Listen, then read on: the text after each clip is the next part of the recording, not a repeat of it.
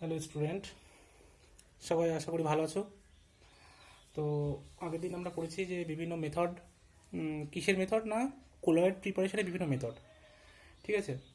তো সেখানে আমরা দেখেছিলাম যে লাইফোবিকটাকে তো ইজিলি প্রিপেয়ার করা যায়, কিন্তু লাইফোবিক সল্টটাকে বা লাইফোবিক যে কোলয়েড তাকে কিন্তু প্রস্তুত করতে একটু সমস্যা হয়। তো আজকে আমরা যেটা পড়বো সেটা হচ্ছে পিউরিফিকেশন অফ কোলয়েড, ঠিক আছে। কোলয়েডের বিশুদ্ধকরণ, যদি কোলয়েডের মধ্যে কোনো ইমপিউরিটিস থেকে থাকে তাহলে সেটাকে আমরা কিভাবে পিউরিফাই করব, ঠিক আছে। দেখো, তো সবাই আজকে হেডিং দাও পিউরিফিকেশন অফ ক্লোয়েডস। তো পিউরিফিকেশন অফ ক্লোয়েড মানে আমরা যে পদ্ধতিতে কোলয়েডের মধ্যে যে সমস্ত ইমপিউরিটি থাকবে তাদের যে অ্যামাউন্টটাকে মিনিমাম করব, সেটা হচ্ছে পিউরিফিকেশন। এই পিউরিফিকেশনেরও অনেকগুলো মেথড আছে, ঠিক আছে। তো লেখো মেথডস বলে হেডিং দাও, মেথডস। তার মধ্যে 1 নম্বর হচ্ছে ডায়ালিসিস, 2 নম্বর হচ্ছে ইলেকট্রোডায়ালিসিস,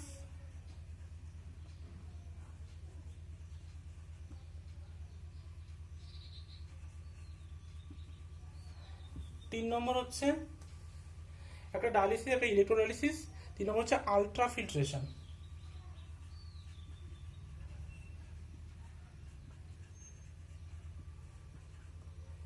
এছাড়া আরও অনেকগুলো মেথড আছে। তো আমরা এক করে এদের সম্বন্ধে আলোচনা করব, তখন আরও ভালোভাবে বুঝতে পারবে যে ব্যাপারগুলো কি, ঠিক আছে। তো আমি মুছছি। প্রথমটা সম্পর্কে বলছি যে হোয়াট ইজ ডায়ালিসিস, বা এই পদ্ধতিটা কি, ঠিক আছে। তো সবাই হেডিং দাও ডায়ালিসিস। দেখো, ডায়ালিসিস হচ্ছে এমন একটা প্রসেস যেখানে কিনা কোলয়েড পার্টিকেলগুলোকে যে ক্রিস্টালয়েড পার্টিকেল থাকে তাদের থেকে আলাদা করা হয়, ঠিক আছে। মানে আমরা যে ক্লোয়েডগুলো তৈরি করি সেই ক্লোয়েডগুলো তৈরি করার সময় তো আমরা সেখানে বিভিন্ন ইলেকট্রোলাইট যোগ করি। সেই ইলেকট্রোলাইটের মধ্যে কিছু কিছু ক্রিস্টালয়েডও থেকে যায়। ক্রিস্টালয়েড কি আমি কিন্তু বলেছিলাম, ক্রিস্টালয়েড হচ্ছে এমন এক কিছু কণা যে কণাগুলো কিনা তোমার পার্চমেন্ট পেপারের মধ্যে যেতে পারে, নর্মাল ফিল্টার তার মধ্যে দিয়েও যেতে পারে, ঠিক আছে। কিন্তু কোলয়েড কণাগুলো কি, ক্লোয়েড কণাগুলো কি নর্মাল ফিল্টার পেপারের মধ্যে যেতে পারে কিন্তু পার্চমেন্ট পেপারের মধ্যে দিয়ে যেতে পারে না, সেগুলো হচ্ছে কোলয়েড। তো সেই ক্রিস্টালয়েড আর কোলয়েড কণার যে পার্থক্যকরণ সেটা কিন্তু ওই ডায়ালিসিস পদ্ধতিতে করা হয়, ঠিক আছে।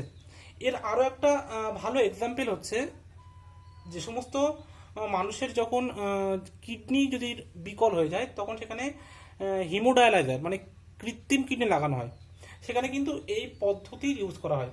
তো এর একটা সেট আপ থাকে, যে সেট আপটাকে আমি বলছি, তোমরা ভালো করে দেখো।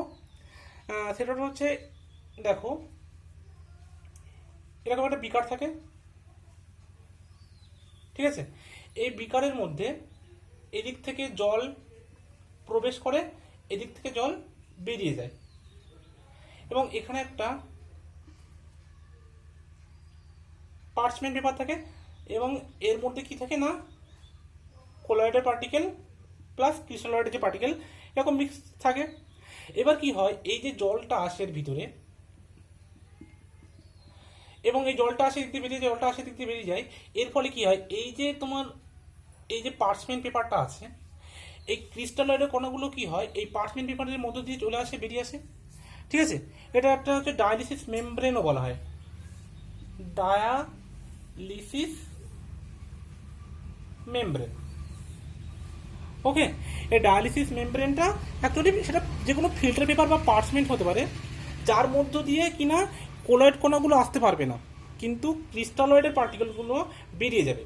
কিন্তু ডায়ালিসিসের একটা প্রবলেম হচ্ছে এটা অনেকটা স্লো প্রসেস, ঠিক আছে, অনেক স্লো, মানে এটা অনেক টাইম নেয় এটাকে পিউরিফিকেশন করতে, ঠিক আছে, স্লো প্রসেস।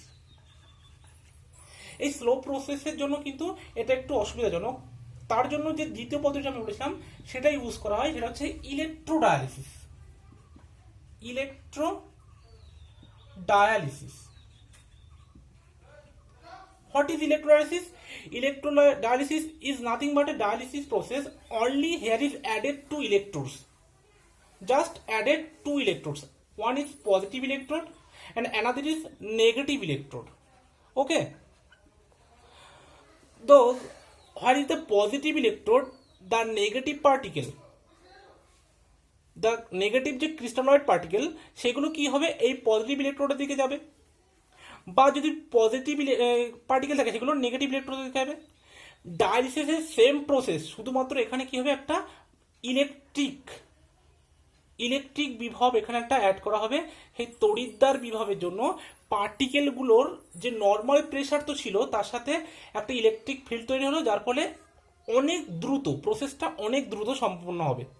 ঠিক আছে, এইখানটা থেকে এই ইলেকট্রোডায়ালিসিসের অ্যাডভান্টেজ হচ্ছে ডায়ালিসিস থেকে অনেকটা বেশি।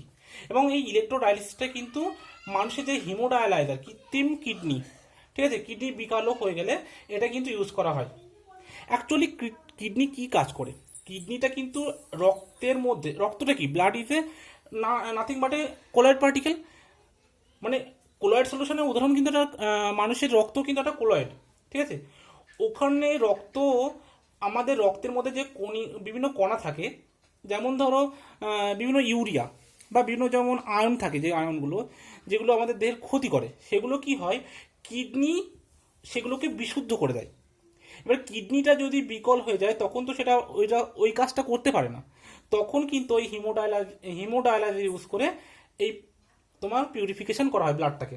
ঠিক আছে, সেখানে মানুষের দেহটাকে রক্ত বার করে নেওয়া হয় একদিক থেকে, নিয়ে সেটা হিমোডায়ালাইজারের মধ্যে গিয়ে পিউরিফিকেশন করে আবার অন্য এক সাইড দিয়ে মানুষের দেহের মধ্যে প্রবেশ করে দেওয়া হয়।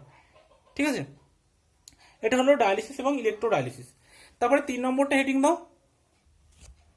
তারপর 3 নম্বর প্রসেসটা লেখো সবাই, আলট্রা ফিল্ট্রেশন। এর নাম থেকে কিন্তু বোঝা যাচ্ছে আলট্রা ফিল্ট্রেশন মানে কি। আলট্রা ফিল্টার মানে এর যে পোর থাকে, প্রত্যেকটা ফিল্টার পেপারে কি থাকে, একটা নির্দিষ্ট পোর থাকে, ছিদ্র থাকে। আলট্রা ফিল্ট্রেশন মানে যার পোরগুলো আরো অনেক ক্ষুদ্র ক্ষুদ্র।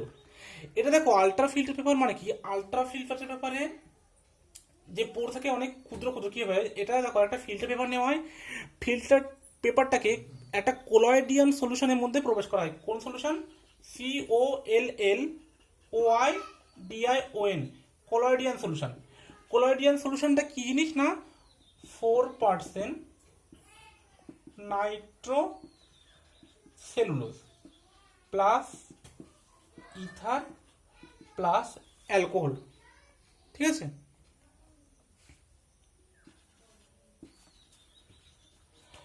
এবার যদি আমরা নর্মাল ফিল্টার পেপারটাকে এই দ্রবণে ডুবিয়ে রাখি তাহলে কি হবে, নর্মাল ফিল্টার পেপারের যে পার্টিকেলগুলো আছে সেই পার্টিকেলগুলো মধ্যে এই দ্রবণের সলিউশনগুলো চলে যাবে, যাওয়ার ফলে কি হবে তার যে পোরগুলো ছিল বড় বড়, সেই বড় বড় ছিদ্রগুলো কিন্তু বন্ধ হয়ে তার আকারটা অনেকটাই ছোট হয়ে যাবে এবং আলট্রা ফিল্টার পেপার তৈরি করবে। এবং এই প্রসেসটাও কিন্তু অনেকটাই স্লো। ঠিক আছে, তাহলে দেখো এই যে আলট্রা ফিল্টার পেপারের যে সাইজটা, আলট্রা ফিল্টারের যে পোর, PORE পোরের যে সাইজটা হচ্ছে 0.0015 মাইক্রোমিটার, আর যেটা অর্ডিনারি ফিল্টার পেপার হয় তার সাইজ হচ্ছে 0.7 থেকে 25 মাইক্রোমিটার হয়। ঠিক আছে, তাহলে দেখতে হচ্ছে যে আলট্রা ফিল্টার পেপারের যে পোরের সাইজ অনেকটাই ছোট দেন অর্ডিনারি ফিল্টার পেপার। তো এটা মুছছি। ঠিক আছে, এবার হেডিং দাও প্রপার্টিস। ঠিক আছে, এটা পিউরিফিকেশন গেল, এবার আমরা বিভিন্ন প্রপার্টিস সম্বন্ধে পড়বো। তো সবাই হেডিং দাও প্রপার্টিস। দেখো properties of colloids এক এক করে আলোচনা করে দেখো। প্রথম হচ্ছে কলিগেটিভ প্রপার্টি। কলিগেটিভ প্রপার্টি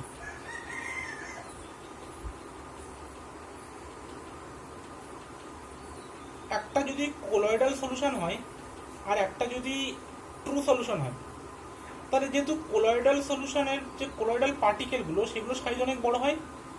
যদি দুটো সম আয়তন হয় তাহলে সম আয়তনে তাহলে কোন পার্টিকেলগুলোর সংখ্যা বেশি হবে, দেখবে যে ট্রু সলিউশনে কিন্তু পার্টিকেল সংখ্যা বেশি হবে।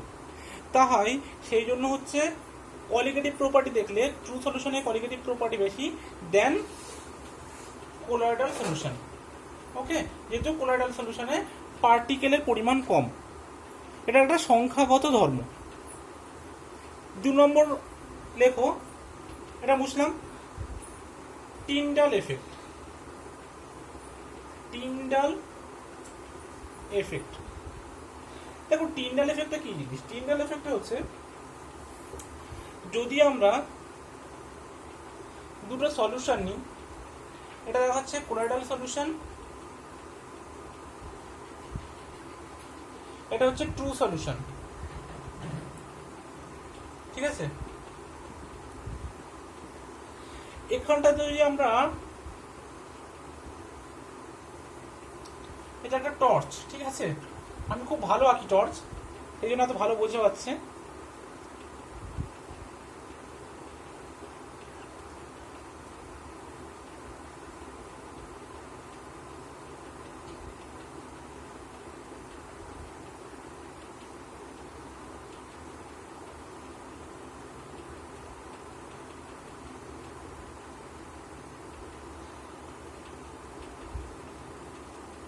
দেখো কোলয়েডাল সলিউশনের ক্ষেত্রে যে টর্চের যে আলোর যে গতিপথটা, যে কিনা এই পাশে থাকবে সে কিন্তু পাশ থেকে আলোর গতিপথটা দেখতে পাবে। কিন্তু যদি সেটা ট্রু সলিউশন হয়, সেখানে কিন্তু আলোর গতিপথ পাশ থেকে দেখা যায় না ট্রু সলিউশনের ক্ষেত্রে, ঠিক আছে? তো টিন্ডাল এফেক্টটা কি না, কোলয়েডালের যে পার্টিকেলগুলো আছে সেই কোলয়েডাল পার্টিকেলের কণার সাথে যে আলোর যে বিচ্ছুরণ হয়, সেই বিচ্ছুরণের ফলে পাশ থেকে আলোর গতিপথ দেখা যায়, কিন্তু সেটা কি হয় ট্রু সলিউশনের ক্ষেত্রে দেখা যায় না। এবং এই টিন্ডাল এফেক্টের দ্বারাই কিন্তু কোলয়েডাল সলিউশন আর ট্রু সলিউশনের মধ্যে আমরা পার্থক্য করতে পারি। আমরা দুটো সলিউশন নিয়ে যদি দুটোতেই আমরা আলো ফেলে দেখি যে কোনোটাতে আলোর পথ দেখাচ্ছে, কোনোটাতে আলোর পথ দেখা যাচ্ছে না, তাহলে যেটাতে দেখা যাচ্ছে আলোর পথ সেটা নিশ্চয়ই কোলয়েডাল সলিউশন, আর যেটা দেখা যাচ্ছে সেটা ট্রু সলিউশন, ঠিক আছে? তো এখানে যদি তোমরা সংজ্ঞা লিখতে চাও হোয়াট ইজ টিন্ডাল এফেক্ট, তো লেখো যে স্ক্যাটারিং, সরি এতে ভালো বোঝা যাচ্ছে না,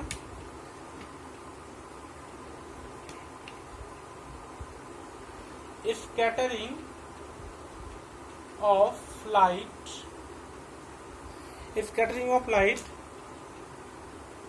by colloidal particle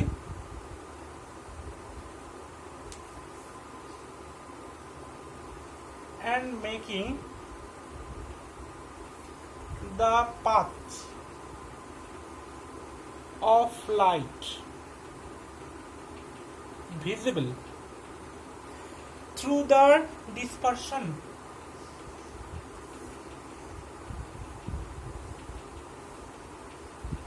medium called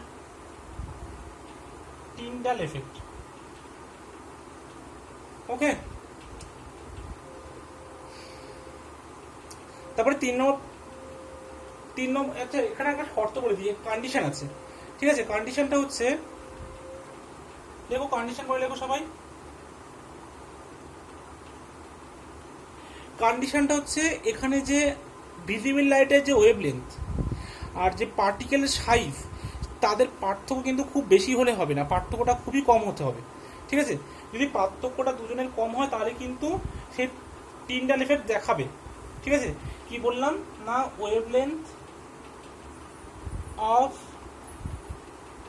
visible light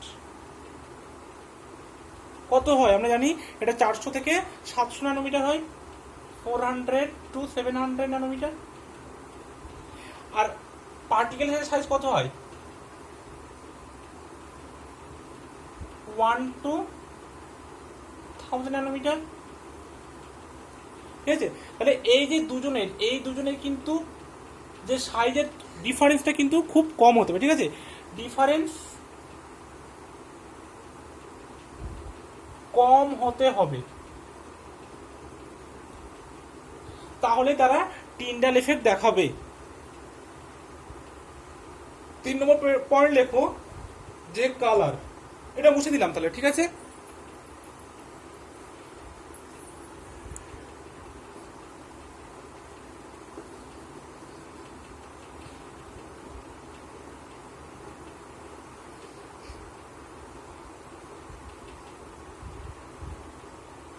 দেখো কালারটা দেখো, এই যে কোলার পার্টিকেলের যে কালারটা, এটা কিন্তু বিচ্ছিন্ন আলোর তরঙ্গ দৈর্ঘ্যের উপর অনেকটা নির্ভর করে। আবার বিচ্ছিন্ন আলো তরঙ্গ দৈর্ঘ্যটা কিন্তু আবার কোলার কণার আকারের উপর নির্ভর করে, ঠিক আছে। মানে এটা হচ্ছে তোমার যে আলোটা আসছে সেই আলোটার যে তরঙ্গ দৈর্ঘ্য তার উপর ডিপেন্ড করছে, আবার আলোর তরঙ্গ দৈর্ঘ্যটা কিসের উপর ডিপেন্ড করছে না, যে কলয়েড পার্টিকেল আছে তার সাইজ কেমন, এবং সেই অনুযায়ী কিন্তু কলয়েডগুলো বিভিন্ন কালার শো করে, ঠিক আছে। এটা আর কিছু বললাম না। 4 নম্বর পয়েন্ট হচ্ছে ব্রাউনিয়ান মোশন।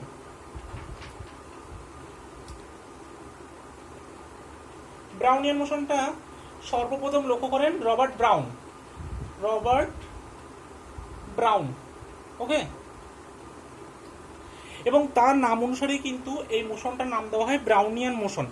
এর আরো একটা নাম আছে, সেটা হচ্ছে